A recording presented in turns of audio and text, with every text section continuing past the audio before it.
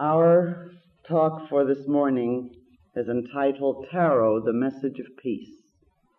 And as you see, we have tarot key number 2, called the High Priestess, up on the easel to help indicate some of the basic ideas we will discuss together in relation to peace. And we think perhaps we will surprise you in what we have to say in some ways. We hope that we will make a profound impression because, as we shall see, if there be conflict in the world, I think that there will be no question in our hearts, at least we so hope, by the time we're through with our little talk this morning, that every single one of us have aided, have abetted, and have played our part in it, no matter where in the world it might exist. Well, let's analyze for a moment what we mean by peace. And then let's analyze the ideas of peace in terms of Kabbalah and the Tarot, which is, after all, an aspect of the Kabbalistic training as we give it. Peace is apparently the opposite of conflict. Nevertheless, it isn't exactly that, because there are many human beings who are able to be at peace in the midst of conflict. Peace, in actuality or in the final analysis, might be said to be the ability and capacity to accept oneself and to see what we are and what everyone else is in terms of relationship in our one universe, within the one universal life.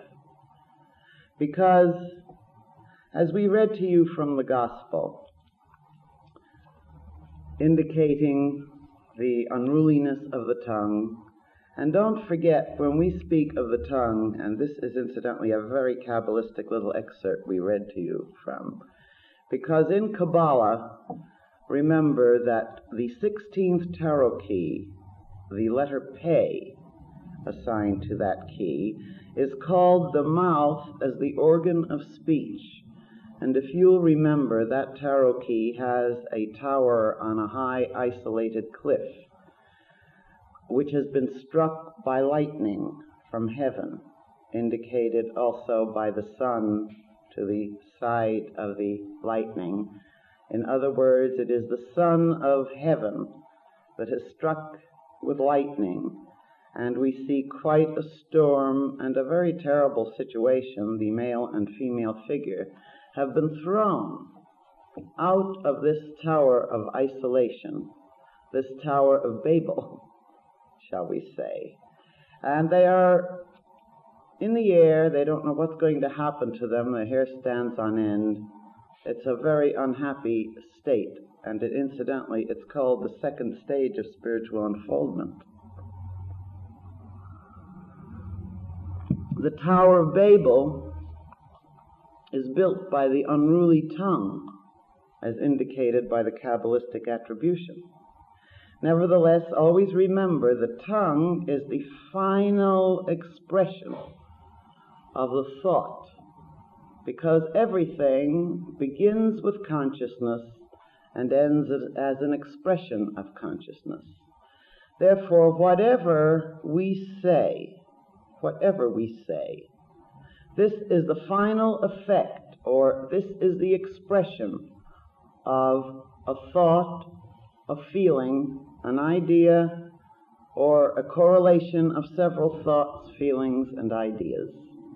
And it goes out into the world, that is, it makes a connection when it is done in terms of the actual speech alone.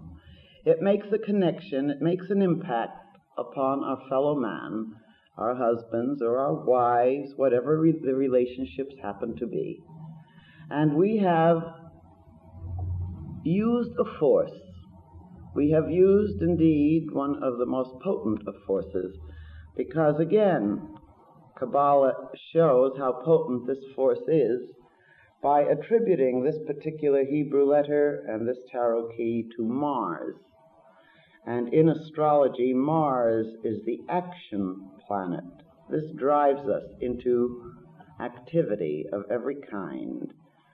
And action, remember, always results from what we have been thinking, feeling, and also saying.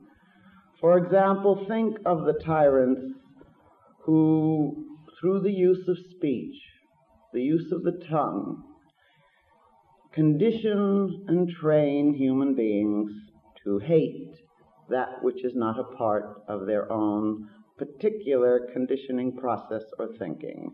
Let's take the example of Hitler, which is so well known to everyone. It was his power of speech, or at least what appeared like his power of speech, which was able to sway human beings into this fanatical hatred of anything and everything which was not what it interpreted itself as being in terms of superiority. So they gave names, and here again is the danger. They gave names. You give a name to a thing and you think you know it, and it becomes something solid in consciousness. Again, the use of the tongue. And they gave a name to that which is superior, which they called the Aryan race. And they gave a name to that which is inferior, which they called the Jews, also the Roman Catholics, also the Protestants. I mean, it grew and grew and grew.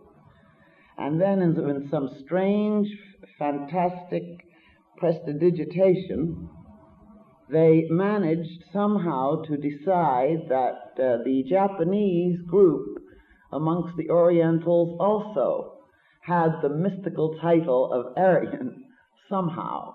There was a great deal of laughter, if you will recall, at that period, though it wasn't kept up very long because this became a little too ridiculous.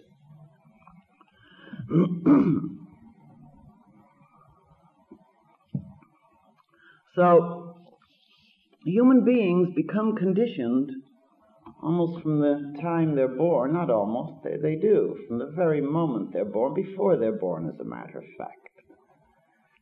They start becoming conditioned more through the use of the tongue than almost any other power, and yet this is so only because the tongue includes all the other various powers in its final expression.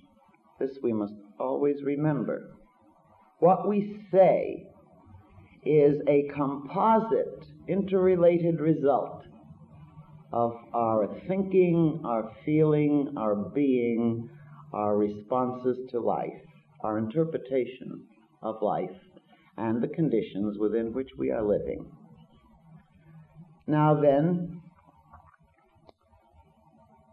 what are the esoteric aspects of this particular power, which, as you see, we use so loosely and so dangerously? Consider the high priestess here. Remember, in tarot, she is assigned to the powers of subconsciousness. She is assigned to memory. Remember, to memory. Within her resides the universal memory as well as all the personal memories which are our part of the universal memory. And her substance is indicated by the watery flow from her robe, showing that the robe she wears, that is, the robe subconsciousness wears, that is, the substance of our subconsciousness is a fluidic, watery-like substance which flows out into life. And it flows out into life as a power.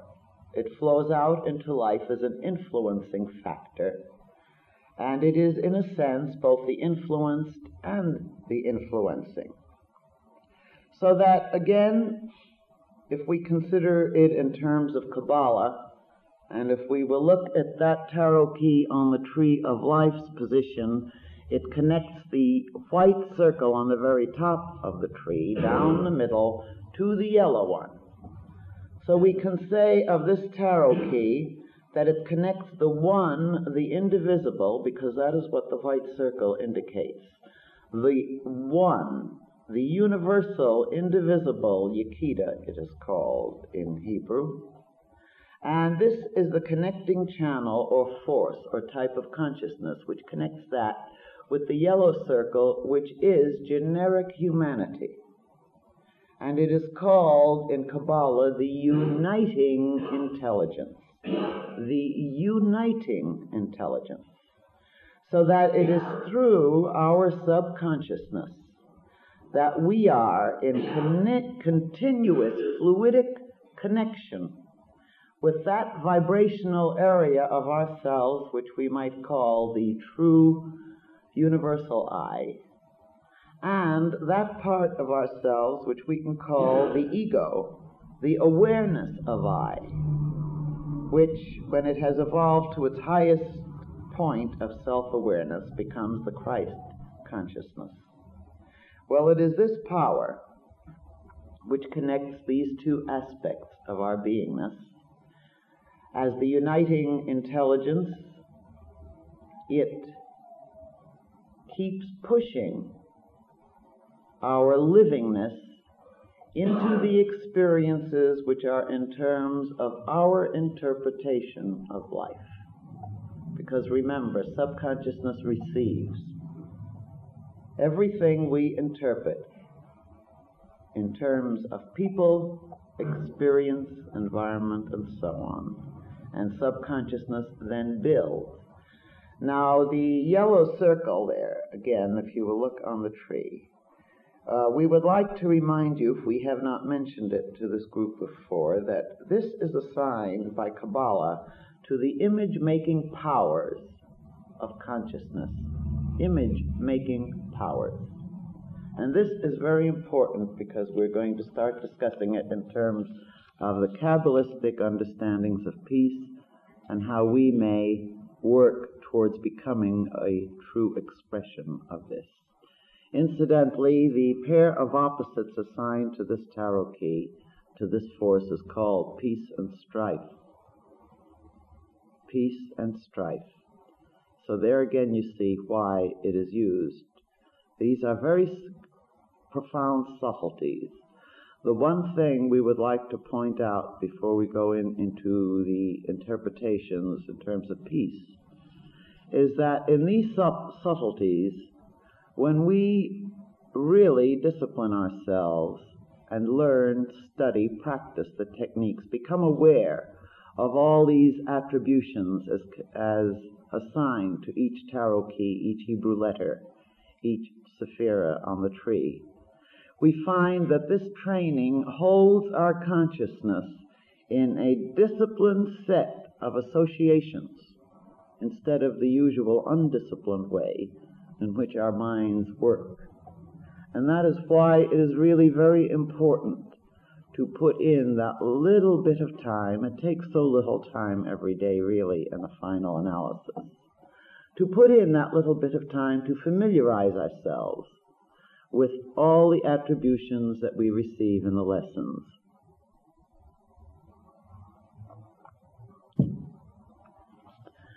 So this tarot key, the High Priestess, assigned to peace and strife, this connecting substance, this power, which is yours and mine, this is the area within which our ability to feel either peaceful or contentious comes in, and it arises there as a result, again we repeat, of the way we have interpreted our life experiences.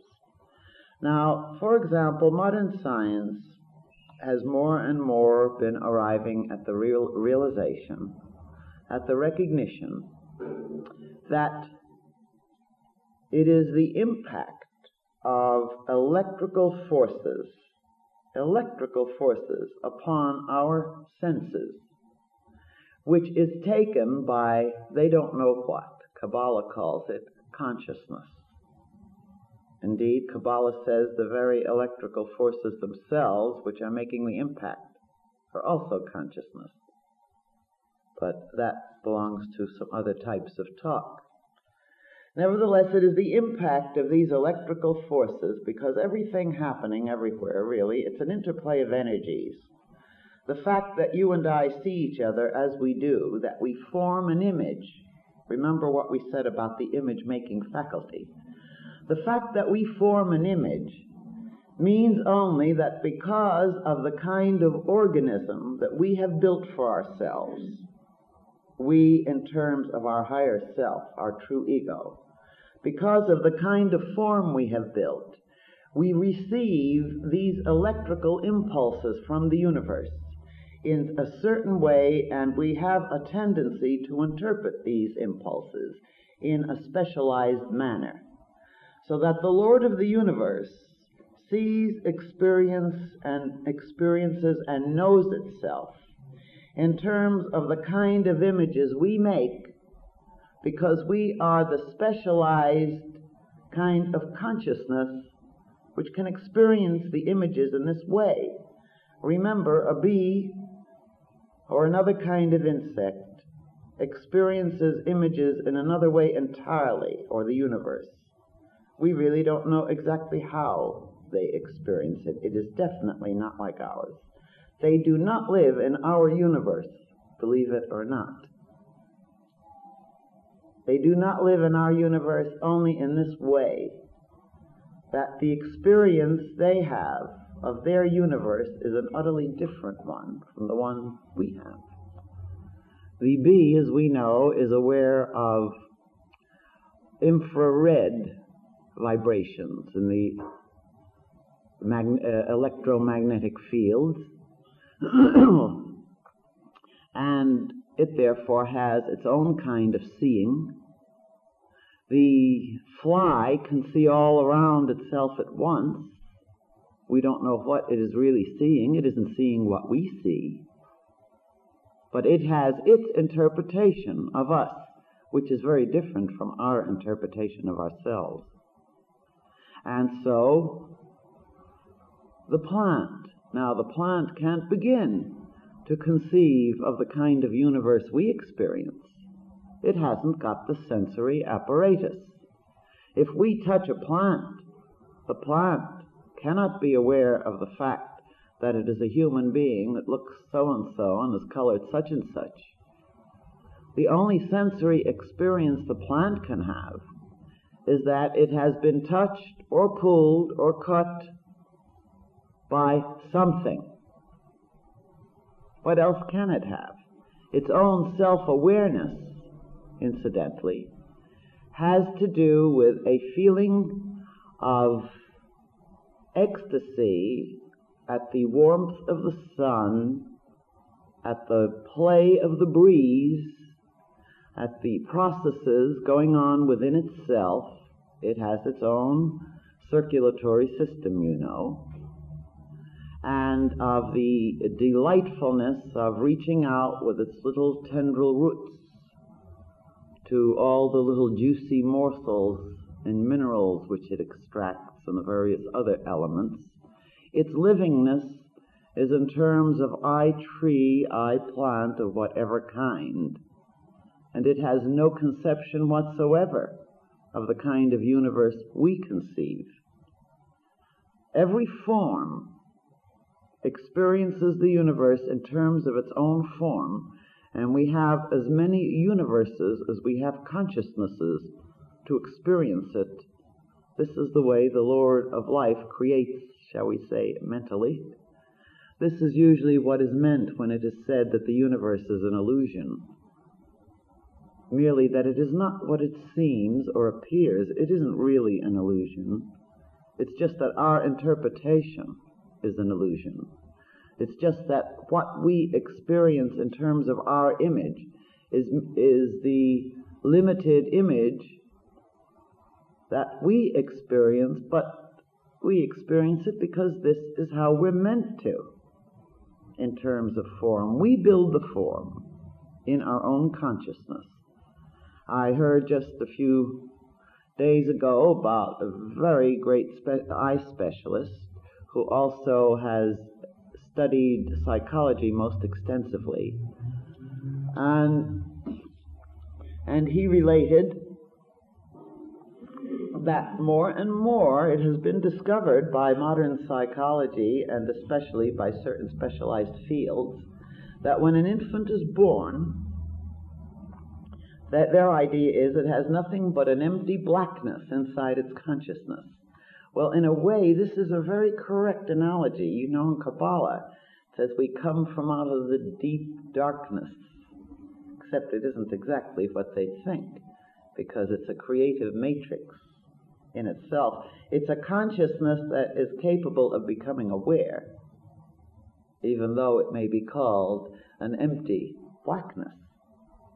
And at any rate, he said that they are now aware of the fact that this infant comes into life with this empty blackness in its mind. And it creates its own universe through its sensory experience, through the sounds, the touches, the feelings, the eatings, all the experiences that come. This creates its mind. It has no mind, they say, until it has the sensory experiences so it can start forming and creating its universe in its consciousness. Well, you know, this is really quite accurate, although it goes beyond that. The point is, everything creates the universe in its own consciousness.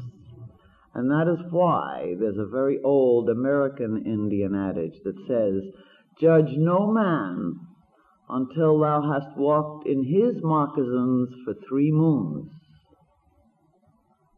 You see, only when you can walk in the moccasins of another can you know what their universe is like, and therefore what makes them weep and laugh and fear. We always assume, and most incorrectly, we assume that other people see what we see, hear what we hear, and should react as we react, and we develop terrible hostility when they do not react as we react, as we well know. Why, even in terms of eating, if you like or love a certain food and somebody else says, "I hate that," you feel as though you have been attacked, do you not? And vice versa. You feel insulted if you hate a certain food and somebody says, "But I love it." And there's an expression comes over the face of such dislike. How can you? And the emotion in it. Do you notice the emotion? How often have we said this? All of us. We do. This is our immediate reaction. We aren't aware of the fact that there are as many universes as there are consciousnesses to experience them, and this is one of the amazing miracles of life. This really is what makes life so exciting, because there's so much to delve into, to try to understand, to keep us from being bored, if we'd only pay attention, to try in whatever measure we can to understand each other's universe a little more readily. This is such an exciting adventure. If we really knew how to love and be interested, how different our lives would be. How very different indeed.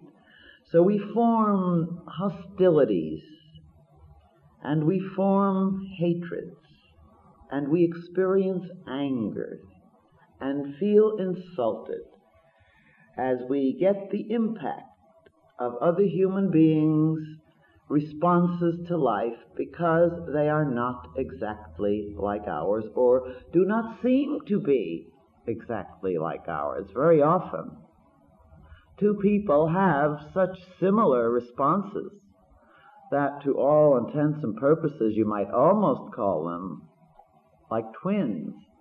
Yet because they do not express themselves in the same ways, and how could they? We are each so unique in our response, unique indeed. because the expression isn't exactly the kind we would use, we often just try to destroy each other merely because we don't like the way the other expressed an idea. Not that we should ever really dislike it that much. And yet the irony is that very often the response is exactly alike and neither knows it. Why?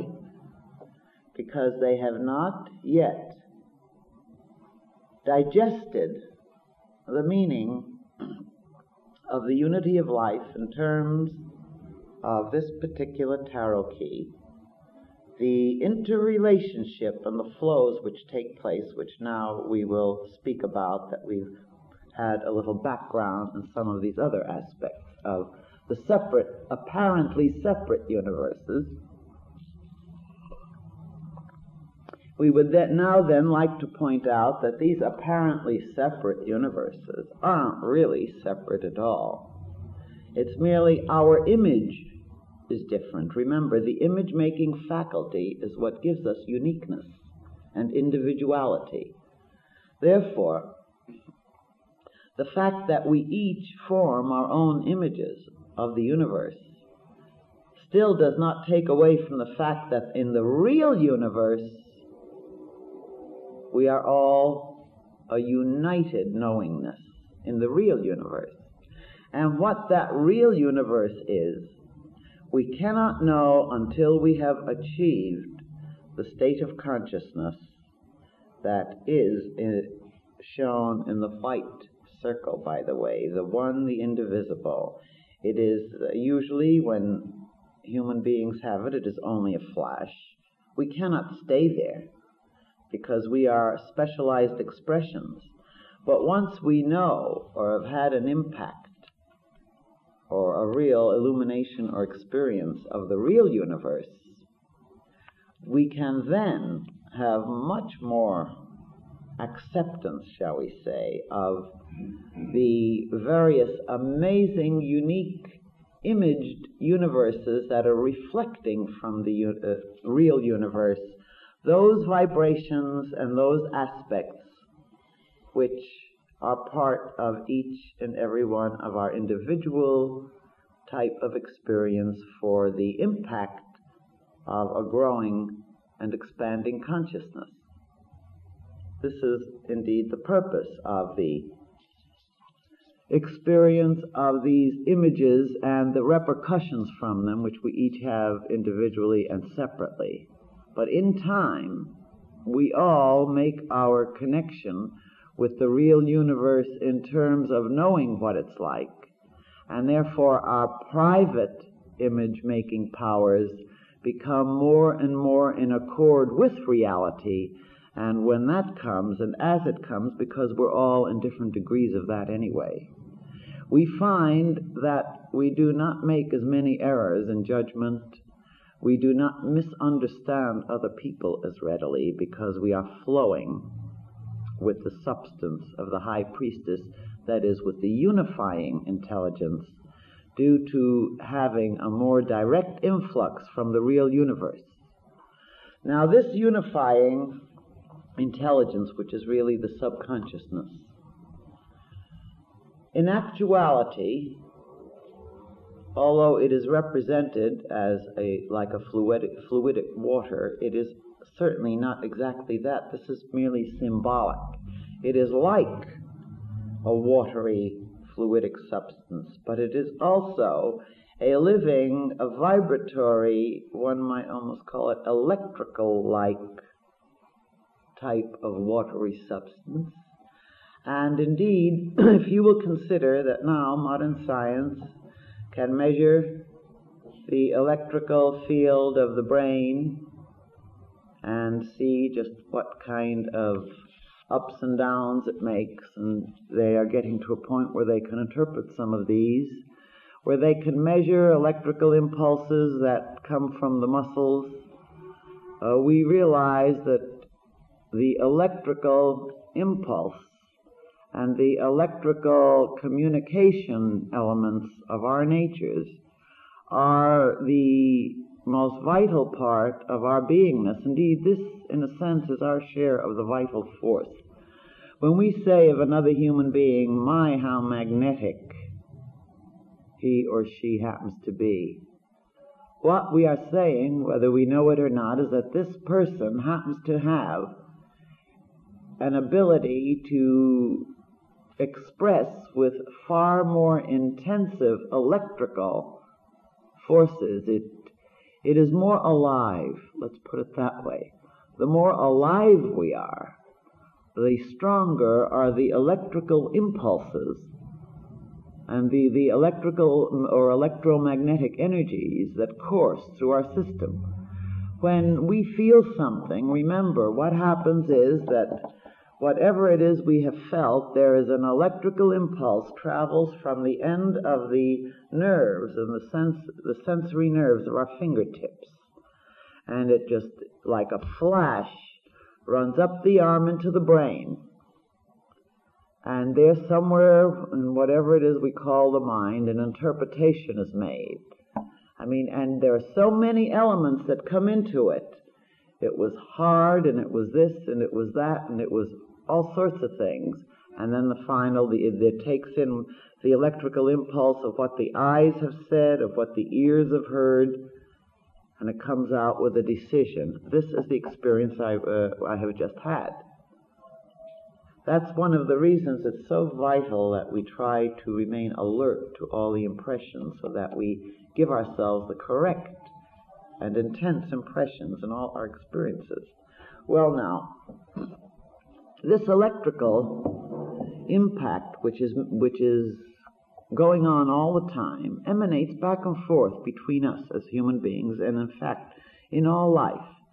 There isn't a single thought or emotion which anybody or anything has which doesn't immediately flow outwards instantly in this electrical-like fluidic flow. There are various gradations of it. It can be measured by an instrument on the physical level, vibrational aspect of whatever we mean by electricity. But there are other finer electrical flows that are involved in this. I read in my little science periodical just yesterday that the scientists have now discovered that the muscles not only have the measurable strong electrical field which travels, but that they found there's a very weak electrical impact and flow of a very high frequency order, and that they think that this might help to bring more of an understanding of what they call the natural phenomena of telepathy and extrasensory perception. Now, you see, this in a scientific periodical is quite a step, isn't it, when we realize what scientific periodicals said just a few short years ago. And, of course, they are quite right, but they're still not looking in the proper area or electrical area. It goes way beyond even what they think at the moment. Though there are step-down energies, remember, and they can measure various elements in it. All right, then. In terms of peace, which we are discussing,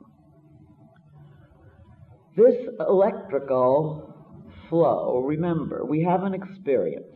It doesn't matter what the experience is, but whatever it is, this experience is being interpreted in our consciousness, and our interpretation and reaction is broadcast to the entire universe. It isn't private. In other words, if, say, we react to a situation with, I'd like to kill him,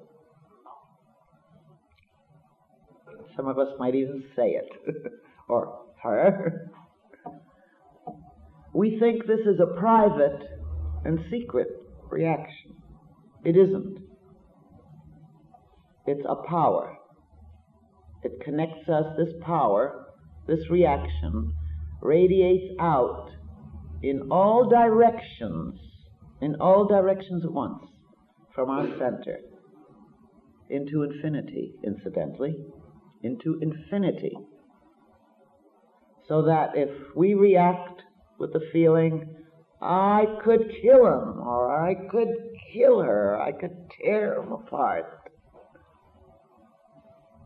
this is what we are radiating out into infinity.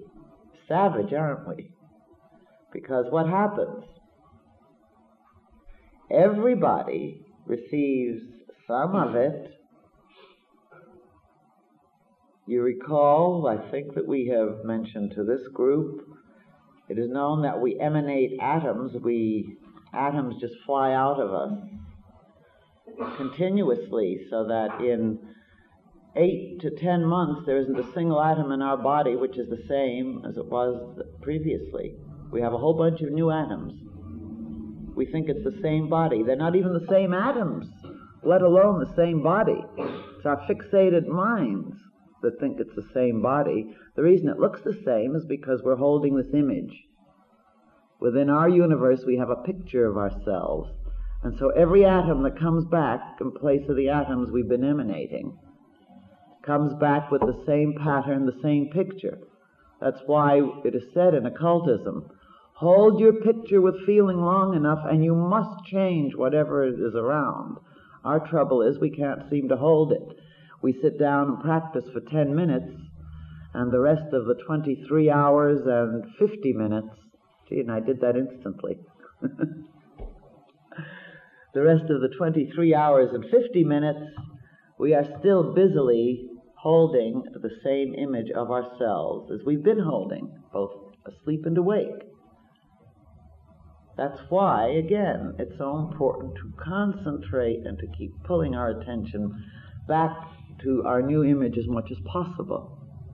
So you see, when even the atoms in our bodies aren't the same as they were, we can ask, well, where have they gone and what are they doing in life? Well, what they're doing is influencing all of life in terms of what we've thought and felt and been. That's what they're doing. It is not for ourselves alone that we must aspire. It's for all life. Everything. We are an aspect of the universal being, and we affect the universe universally. And it may be a frightening thought, but it's also a rather glorious thought, because at least if, as we are told, we have infinity and eternity, no matter what the problems are, at least thank God, if we consider what we feel all the time and think, at least thank God we have eternity and infinity in which to transmute these elements. Isn't it so? At least we know that we cannot be dissolved into nothingness, because that's impossible. The fact that we have consciousness gives us this eternal element, always taking in electrical impacts, interpreting them, making images, having these responses, and automatically sending them out to everybody else. So what is it that makes for peace? And why is it that, as is said in the Bible, they cry, peace, peace, but there is no peace? How many can say that they have peace in their hearts? Examine your heart. Is your heart at peace? Sometimes, in some rare moments. But is your heart at peace? No, it cannot be at peace, because you're in conflict at all times. The reason you're in conflict is because you feel insecure. You feel insecure because you've made misinterpretations of the impacts that have come to your consciousness and the images you've built of your universe. And that's very easily remedied. All you have to do is to start, sounds simple, huh?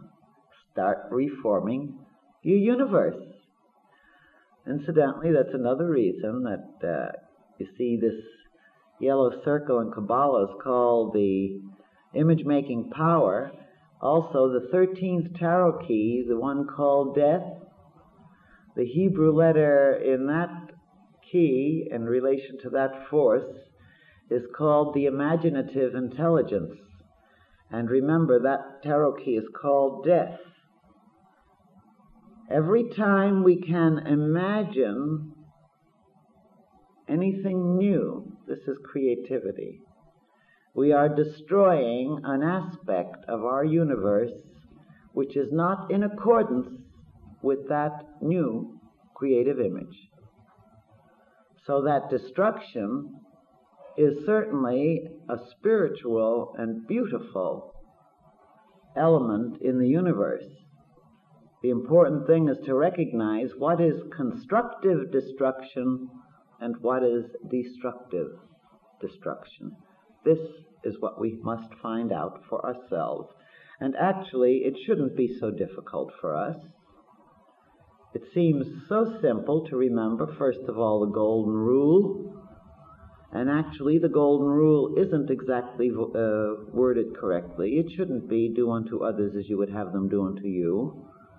There are lots of things that you would like done to you that somebody else would hate like the devil to have done to them. They haven't got the same tastes. What it should be is do unto others as they would like to have you do unto them, in terms of the spiritual principles of life. How often do we try to force on other human beings our idea of good because we think it would be good for us? We decide it would be good for everybody. Like, for instance, let's take politics. With all this hoop-de-la starting up already, we're going to keep reminding you of this often because we're hoping we're going to help to wean you away from some of your old reactions. Because take politics. The one thing every one of us want come election times is for everybody to agree with us. If we're Republicans or Democrats or prohibitionists, and the communists, of course, are even more intensely emotional about it because their politics are also the religious element in their lives. But unfortunately, most of us make at least some kind of religion out of the politics, too.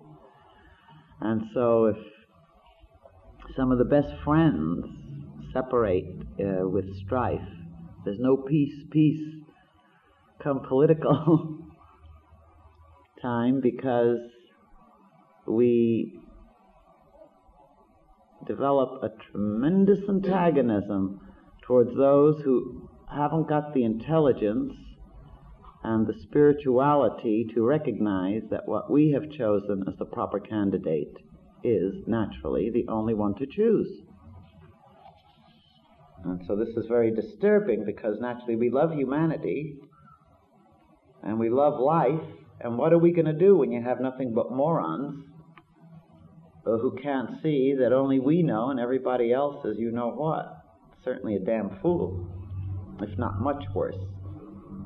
We become astonished at the hidden evil some of our near and dear ones have had that we'd never recognized until, for instance, they may have decided Nixon is a glory, and we say, no, it's Stevenson who's the heavenly one.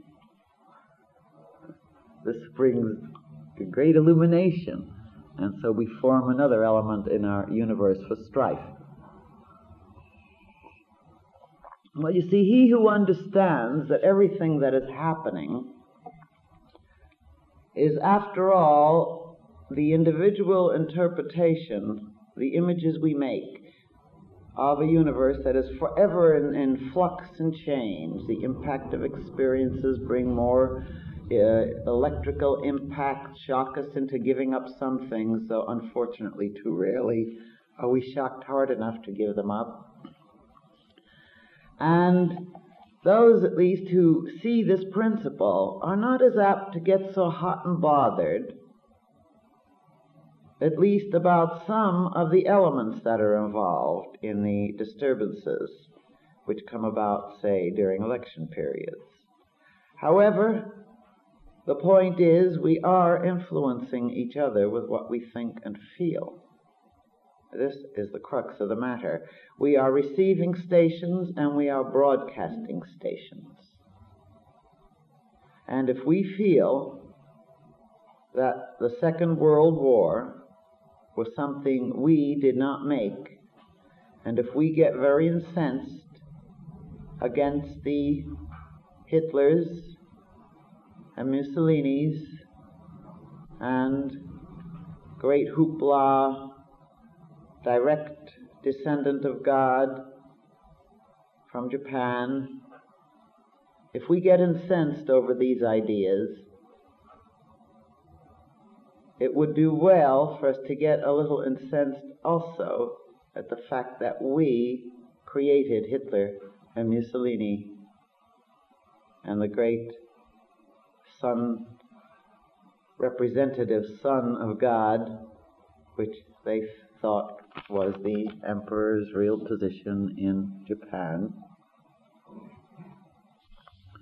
We would do well to stop throwing out from our consciousness all these condemnations and thinking and feeling in relation to ourselves that we are the great, peacemaking, saintly ones who certainly would never have made a contribution to that kind of Holocaust, that kind of hellishness. But we have created them, and we are created them now again, and we will continue creating them. How? We will continue indeed. We will do it in this manner unless we change it.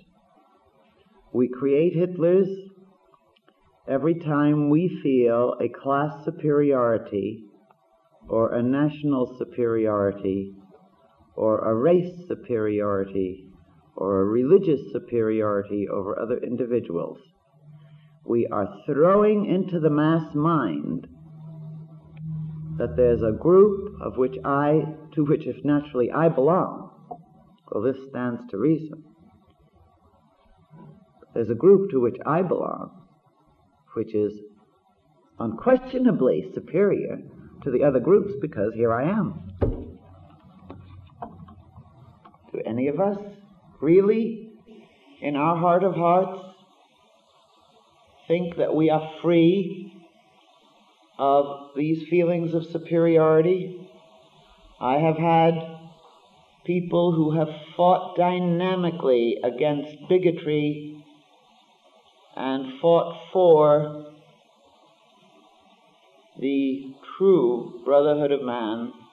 I have had such wonderful human beings confide to me secretly that there are some races that they do have a sort of repulsion for. It's there, emanating all the time, being broadcast and being picked up.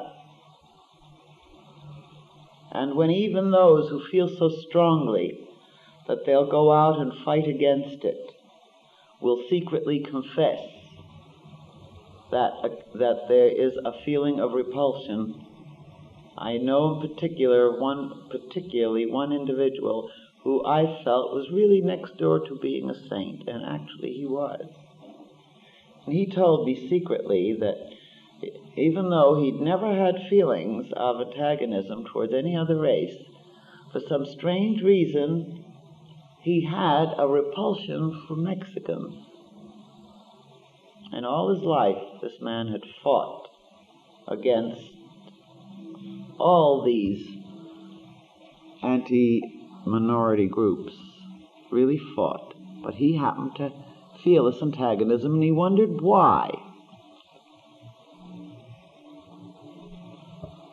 Well, the why wouldn't be important if he knew the principle of probably why. There was some experience somewhere he took into consciousness that he didn't remember. This is the principle behind it. That made its connection an unpleasant experience. That made its connection with some Mexican individual or group. Or he may have heard, here's the unruly tongue, he may have, when he was very young, heard something that shocked his sensitive soul, that related to some Mexican. And because he was raised in an area where there were no Mexicans, this particular individual was raised way east, and there were hardly any Mexicans there, you see. His whole love of humanity, he was able to go out and fight against discrimination against the Negro, discrimination against the Jew, discrimination against the Oriental. But he didn't have the living experience of the Mexican, and he had that to transmute. How could he have done it? This is the amazingly simple thing, by finding a very high type individual who happened also to be of Mexican extraction and making a friend of him. That's how simple it would have been. By making a real friend of him, he would have washed out the old experience, even though it was unremembered, and he would have replaced it with something that was pleasurable. But it would have to naturally be a fine type individual, because we cannot make friends of those who do not meet us on certain intellectual, emotional levels. It isn't expected that we do. The important thing is that even where people do not meet us on certain emotional or intellectual levels or spiritual levels, this is no reason that we condemn them, that we look down upon them, and certainly then it's no reason that we feel hostility. It's just that we're different. A horse isn't going to fall in love with a rabbit. They're different. And it's the same way amongst human beings. We have different types. We're not supposed to go in and develop these close friendships with any except that which we have an affinity for. Even the universe shows this. Only those elements that have an affinity for each other will come and meet and merge. And it's the same with people. Nevertheless, that does not make the other elements evil, nor does it make them inferior. This is the thing we must get out of our consciousness.